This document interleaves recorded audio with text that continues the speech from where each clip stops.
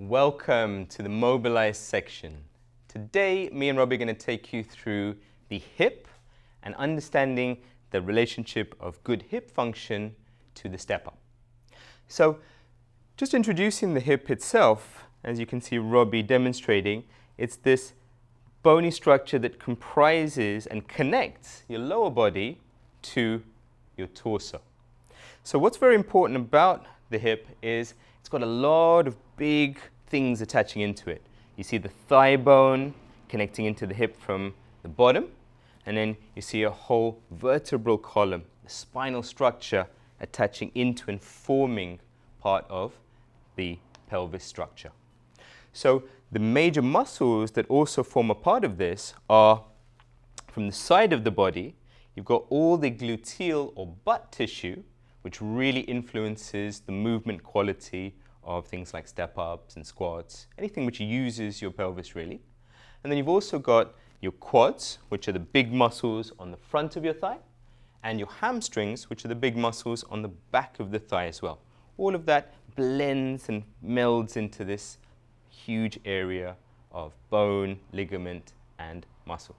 And then from the top, you've got your back tissue blending in top down, and you're thinking about how all of these things move in relation to one another.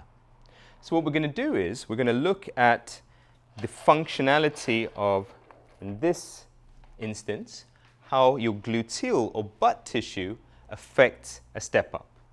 So for example, we'll start off with just a few step ups on our left leg, and with our step up form, that's the left side stepping up and down again. And this time, you're going to assess and see if it's a challenge for you at all to retain that tracking that we talk about in our fitness videos. And we refer to the knee tracking straight down the middle of the foot. Now, if that's not able to happen for whatever reason, a large part of that might be due to either excessive tension neurologically or simply too much, not enough strength in the hip area. And the bum is the biggest muscle in the human body, and it makes sense to kind of deal with that first and see if that's a problem. So let's say you have got this knee tracking issue. It's dropping either to the inside or too far to the outside as you step up. From there, what we'll do is we'll take our trigger point tool here, and we're going to apply some smart pressure to the tissue on the outside of our butt. And we call this the glute medius and all of the surrounding tissue. And again, here it's very important that you don't put the ball on the actual bony structures that Robbie is demonstrating there. It's on the soft tissue. And for our glutes, there's a lot of soft tissue to aim for. And so what you're doing there is just going to hunt around for what we call a hot spot.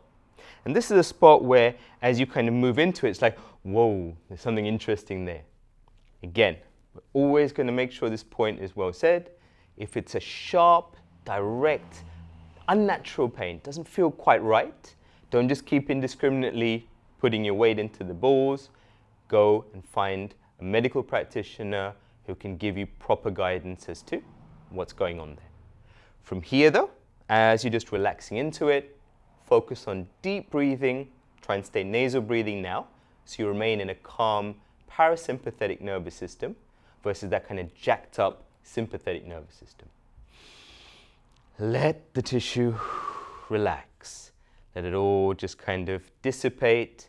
After about 60 to 90 seconds, you'd find there's nothing really there anymore. You just have the tension of you on a foreign object.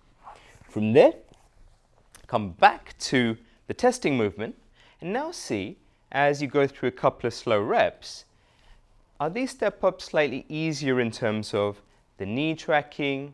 Do you find it easier to maintain the structure of your hips relative to this movement?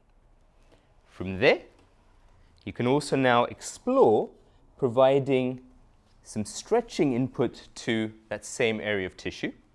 And for this, we're going to use a seated glute stretch. So establishing a nice posture, sitting on the corner of our wonderful step-up boxes. You're going to think of placing your left ankle on your right knee. And while you have that nice organized posture, so you're not slumping or aggressively arching your back, find out and feel if there's a stretching sensation here on the outside tissue of the hip. If so, if you're already getting a good feedback from here, chill out 60 to 90 seconds. If you need a little bit more kind of feeling for it, put a little bit of weight down onto the top of the knee here and apply a little bit more force, increasing the stretch intensity, but do it gradually. Again, about 60 to 90 seconds. Slowly come out of that. You'd, of course, explore on both sides if you need to, but I'm only going to demonstrate on the left today.